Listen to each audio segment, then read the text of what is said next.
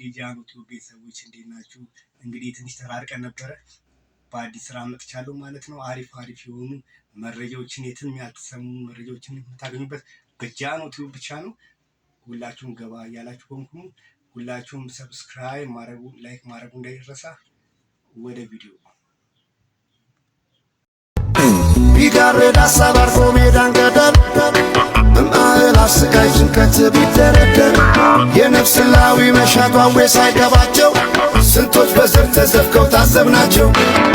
ሰው ጋወረው ድንብር ማላውን የረሳ ሳር ያለመልማል ዛሬም በልፋል አፍሬሳ እያረረ ሆዴ ብስቅ በማሽላ ዘዴ ናታደም ይለኛል ደሞ በነቡ ሬጌና ሬጌና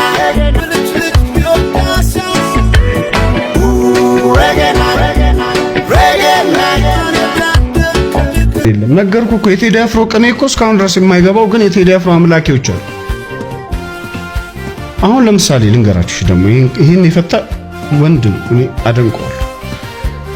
ማር ሲገባ ገዳም ድንጋይ ተንተርሶ ጧፍም እንደመናኙት ቢጫ ለብሶ ማር ሲገባ ገዳም ድንጋይ ተንተርሶ ጧፍም እንደመናኝ እዩት ቢጫ ለብሶ ሁለቱም መስመር ብቻ ነው የሚለው። ማር ሲገባ ገዳም ማለት ቢጫ አይደለም። ጧፍ ይደረግና ሻማና ጧፍ ቤተክርስቲያን ድንጋይ ተደገፈ እናቶች ሲሸጡ አላያችሁ? ያ ነው መቅደስ ገብቶ የሚበራው። አንተ ወንዳት ማር ሲገባ ገዳም ድንጋይ ተንተርሶ ጧፉም እንደመናኙት ቢጫ ለብሶ ወንጌል መነኮሱ በልጅነታቸው ማር እስከ ጧፉ ነው ዓለም ቢነታቸው። አፍሪካን አንድ ለማድረግ የሞከረ ህዝብ ለራሱ አንድ መሆን አቅቶት ስቃይ ውስጥ ነው ያለው። በአሁኑ ሰዓት ሰውዳ እየበላን አገር ለማስቀጠል አይቻልም። የሚያሳዝን ትውልድ ነው። የዛ ትውልድ አካል ስለሆንን ነው በዚህ አይነት ጉዳይ ላይ እንድናተኮር ግድ ይሆነው። ከምንም በላይ አንድ ህዝብ እንደ አገር ሲኖር ብዙ ጊዜ የተለፋበት የተቀባበለ የትውልድ ቅብብል ውጤት ብዙ ዋጋ ተከፍሎበታል። በተለይ የኛ አባቶች የከፈሉት ዋጋ እንደዚህ በቀላሉ የሚጠቀስ አይደለም። በጣም ጨዋ ሰዎች ነበሩ። በጣም ግንዛቤያቸው ሰፊ ነበር። የመረዳት አቅማቸው ከፍተኛ ነበር። በጣም የሰለጠኑት አገር ልጅ ላይ ያሉት ሰዎች ጭንቅላት የሚፈትሽ ስራ ነው የሚሰሩት የነበረው። በጀግንነት በጦር ሜዳ ብቻ ድል ያደረጉ ሰዎች አይደሉም። የመንግስታቱ ማህበር ጉባኤ የፈተኑ በሀቅ የቆሙ በወረቀት ላይ የተፈረመውን ነገር ለማስፈጸም የጸኑ ጨዋ ሰዎች ነበሩ። ፈትሸዋቸዋል፣ በርብረዋቸዋል። እነዛን ሰዎች እኮ እንዲህ አይነት አባቶች ክብር ሳይሰጣቸው የምንኖርበት አገር ላይ እንዲህ አይነት ልጆች ሊፈጠሩ አይችሉም። የሰው ዕዳ እየበላን አገር ለማስቀጠል አይቻልም። ይሄ ነው እንደ ሀገር የገጠመን ችግር ብዬ የማምነው። ወጣቶች ወዴት እንደሚሄዱ የሚያሳይ ደግሞ ያለፈው ክፍል እነሱ ላይ ያተኮረ አካሄድ የለውም እና መጀመሪያ ሀገር ማዳን ነው ቅድሚያ የሚሰጠው ነገር። ሁሉ ነገር ቅደም ተከተል አለው። የመጀመሪያው ምንድነው? ኢትዮጵያዊነትን ማዳን ያስፈልጋል። ኢትዮጵያዊነት ካልዳነ ማንም ይኖርበት ሀገር አይፈጠርም እዚህ ቦታ ላይ። ስለዚህ ኢኮኖሚያዊ ለውጥ ሊመጣ የሚያስፈልገው ነገር ለማድረግም ህዝብ መተባበር አለበት። አድዋ ላይ በአንድ ላይ ያዘመትከውን ኃይል በዛ ኃይል ወደ ልማት ለማሳተፍ ይቻላል። መንገዱም ይሄ ነው እና እንደዚህ አይነት ያካሄድ ጉድለቶች አሉ። ሁለተኛ ልጆች ተምረው ተሻሽለው መለወጥ ይፈልጋሉ።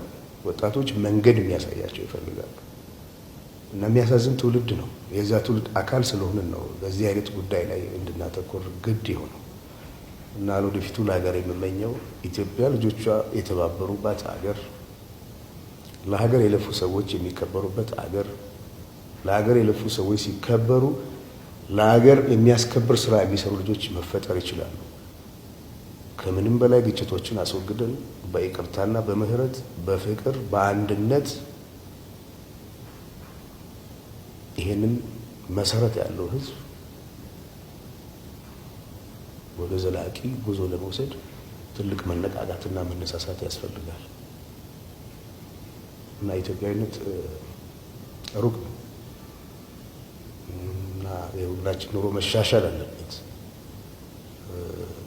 ለዚህ ደግሞ ሁላችንም መተባበር አለብን። እንድንተባበር ካልቻልን ታሪክ ካልተደገፈ፣ ማንነት ካልተደገፈ፣ አንድነት ካልተደገፈ፣ መቻቻል ካልተደገፈ፣ መቀራረብ ካሌለ እንዴት ተደርጎ ነው መሄድ የሚቻለው?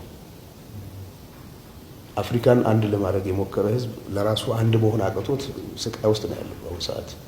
በሚያስገርም ሁኔታ ዩናይትድ ስቴትስ ኦፍ አሜሪካ የሚባል ሀገር ቁጭ ብለው የተባበሩ ህዝቦችን ዋጋ የተካፈሉ ገና እዚህ መብላት ያቃትን የራሳቸው ወገኖች ላይ እንደገና መከፋፈልን የሚሰብኩ ሰዎች አሉ። መብታቸው ሊሆን ይችላል። አደገኛ መሆኑ ግን ሳይነገር አይታለፍም። ስለዚህ እኛ ሰላም እንፈልጋለን፣ አገራችን እንወዳለን። ኢትዮጵያዊነት ቀለሙ እንዲዘባረቅ ተደርጎ እንደቀረበው አይደለም፣ ረቂቅ ነው፣ የሚጠቅም ነው። ለኛ አይደለም ለሌሎችም የሚጠቅም ነው እና አይደለም ኢትዮጵያኖች ተባብረው ለኛ መሆን ብቻ አይደለም፣ በጽኑ እንቅልፍ ለወደቀው ለሰፊው አፍሪካም ትልቅ አቅም የሚሰጥ የሚያፈናጥር ህዝብ ነው። እንዳይራመድ ሆኗል።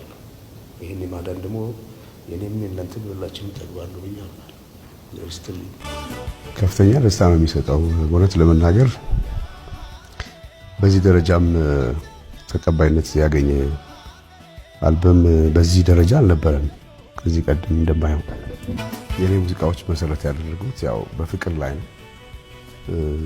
ምክንያቱም ቀደም ሲል እንደሚታወቀው ታዋቂው ታጋይ የነበረው ማርቲን ሉተር ኪንግ እንደሚለው ጥላቻ የሚሸነፈው በፍቅር ነው፣ ጨለማ ደግሞ የሚሸነፈው በብርሃን ነው። ስለዚህ እኛም ካለንበት ሁኔታ ለመውጣት ብቸኛው አማራጭ ፍቅር ነው ብዬ አምናለሁ። በተፈጠሩት ሁኔታዎችም አዝኛለሁ። እንግዲህ ታላላቆቻችን ሁሉም ተሰባስበው መክረው ችግሮችን ፈተው ለሚቀጥሉት ጥሩ መስመር ለማስያዝ ጥረት ማድረግ አለባቸው የሚል መልእክት አለኝ። እኔ የማስተላልፈው መልእክት ለመላው ኢትዮጵያውያን ወገኖቻችን ከመራራቅ ይልቅ መቀራረብ፣ ካለመግባባት ይልቅ መግባባት፣ ከግጭት ይልቅ ፍቅርና ሰላምን፣ በቂም ከመያያዝ ይልቅ ይቅርታ መባባልን